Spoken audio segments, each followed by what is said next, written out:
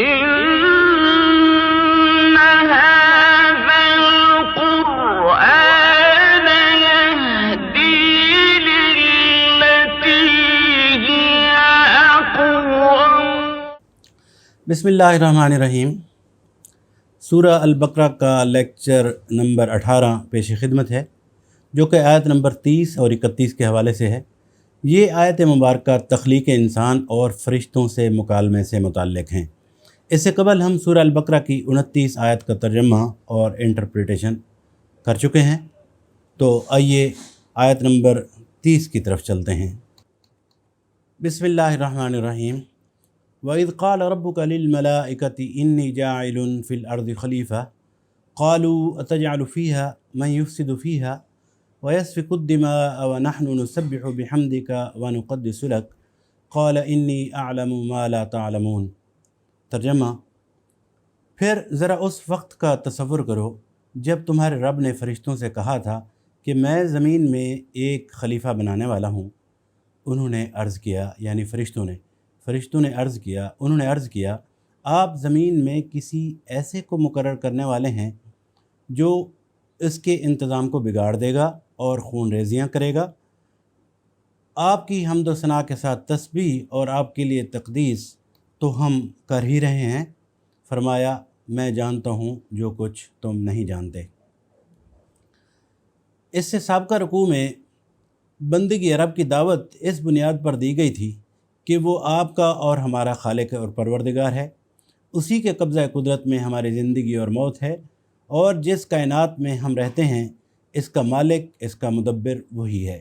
لہذا اس کی بندگی کے سوا ہمارے لیے کوئی دوسرا طریقہ صحیح نہیں ہو سکتا. اب اس رکوع میں وہی دعوت اس بنیاد پر دی جا رہی ہے کہ اس دنیا میں انسان کو اللہ تعالیٰ نے اپنا خلیفہ بنایا ہے. خلیفہ ہونے کی حیثیت سے تمہارا فرض صرف اتنا ہی نہیں ہے کہ اس کی بندگی کرو، بلکہ یہ بھی ہے کہ اس کی بھیجی ہوئی ہدایات کے مطابق کام کرو. اگر تم نے ایسا نہ کیا اور اپنے ازلی دشمن شیطان کے اشاروں پر چلے تو بدترین بغاوت کے مجرم ہوگے اور بدترین انجام دیکھو گے. اس سلسلے میں انسان کی حقیقت اور کائنات میں اس کی حیثیت ٹھیک ٹھیک بیان کر دی گئی ہے، اور نوع انسانی کی تاریخ کا وہ باب پیش کیا گیا ہے جس سے معلوم ہونے کا کوئی دوسرا ذریعہ انسان کو میسر نہیں. اس باب میں سے جو اہم نتائج حاصل ہوتے ہیں وہ ان نتائج سے بہت زیادہ قیمتی ہیں جو زمین کی تہوں میں متفرق ہڈیاں نکال کر اور انہیں مختلف اندازوں سے ربط و تشکیل دے کر آدمی اخذ کرنے کی کوشش کرتا ہے. آیت میں لفظ وَإِذْ قَالَ رَبُّكَ لِلْمَلَائِكَةِ، پھر ذرا اس وقت کا تصور کرو جب تمہارے رب نے فرشتوں سے کہا تھا. اس میں لفظ ملائکہ دراصل ملک کی جمع ہے، جس کا مطلب ہے فرشتے. ملک کے اصل معنی عربی میں پیغمبر کے ہیں. اسی کا لفظی ترجمہ فرستادہ یا فرشتہ ہے. اللہ کی یہ مخلوق محض مجرد قوتیں نہیں ہیں جو تشخص نہ رکھتی ہوں، بلکہ یہ شخصیت رکھنے والی ہستیاں ہیں جن سے اللہ تعالیٰ اپنے اس عظیم الشان سلطنت کی تدبیر و انتظام کا کام لیتا ہے. یوں سمجھنا چاہیے یہ سلطنت الہی کے اہلکار ہیں جو اللہ کے احکام کو نافذ کرتے ہیں. اسی آیت میں لفظ جاعل فی الارض خلیفہ، اللہ کا فرمان کہ میں زمین میں خلیفہ بنانے والا ہوں. خلیفہ یا وائس جیرنٹ سے کیا مراد ہے؟ خلیفہ اور vicegerent is one who exercise the authority delegated to him by his principal. یعنی خلیفہ وہ جو کسی کی ملک میں اس کے تفویض کردہ اختیارات اس کے نیب کی حیثیت سے استعمال کرے. خلیفہ مالک نہیں ہوتا، بلکہ اصل مالک کا نیب ہوتا ہے. اس کے اختیارات ذاتی نہیں ہوتے، بلکہ مالک کے عطا کردہ ہوتے ہیں، اور وہ اپنی منشا کے مطابق کام کرنے کا حق نہیں رکھتا، بلکہ اس کا کام مالک کی منشا کو پورا کرنا ہوتا ہے. اگر وہ خود اپنے آپ کو مالک سمجھ بیٹھے اور تفویض کردہ اختیارات کو منمانے طریقے سے استعمال کرنے لگے، یا اصل مالک کے سوا کسی اور کو مالک تسلیم کر کے اس کی منشا کی پیروی اور اس کے احکامات کی تعمیل کرنے لگے تو یہ سب غداری اور بغاوت کے افعال ہوں گے، جس سے خلافت کا تصور باقی نہیں رہے گا۔ اسی آیت میں مذکور ہے من یفسد فیہا ویسفک الدماء، یعنی جو اس کے انتظام یعنی زمین کے انتظام کو بگاڑ دے گا اور خون ریزیاں کرے گا۔ جان لیجئے آیت نمبر 30 میں اللہ اور فرشتوں کے مابین خلافت کے حوالے سے گفتگو چل رہی ہے۔ اس گفتگو میں فرشتے یہ اعتراض یا آبجیکشن نہیں کر رہے کہ انسان کو کیوں بنایا جا رہا ہے، بلکہ یہ فرشتوں کا استفہام اور کیوریاسٹی تھی، یا کہہ لیجئے کہ یہ ایک تشنگی تھی جس کے حوالے سے وہ جاننا چاہتے تھے اور اپنی تشنگی کو دور کرنا چاہتے تھے، ورنہ فرشتوں کی کیا مجال کہ وہ اللہ کی کسی تجویز پر اعتراض کریں۔ وہ خلیفہ کے لفظ سے یہ تو سمجھ گئے تھے کہ اس زیر تجویز مخلوق کو زمین میں کچھ اختیارات سپرد کیے جانے والے ہیں، مگر یہ بات ان کی سمجھ میں نہیں آتی تھی کہ سلطنت کائنات کے اس نظام میں کسی با اختیار مخلوق کی گنجائش کیسے ہو سکتی ہے، اور اگر کسی کی طرف سے کچھ ذرا سے بھی اختیارات منتقل کر دیے جائیں تو سلطنت کے جس حصے میں بھی ایسا کیا جائے گا وہاں کا انتظام خرابی سے کیسے بچ پائے گا۔ اسی بات کو وہ سمجھنا چاہتے تھے اور اپنی تشنگی یا کیوریاسٹی کو مٹانا چاہتے تھے۔ اسی آیت کا نیکسٹ ورڈ ہے وَنَحْنُ نُسَبِّحُ بِحَمْدِكَ وَنُقَدِّسُ لَكَ، کہ اللہ آپ کی حمد و ثنا کے ساتھ تسبیح اور آپ کے لیے تقدیس تو ہم کر ہی رہے ہیں، یہ فرشتوں کا کہنا تھا۔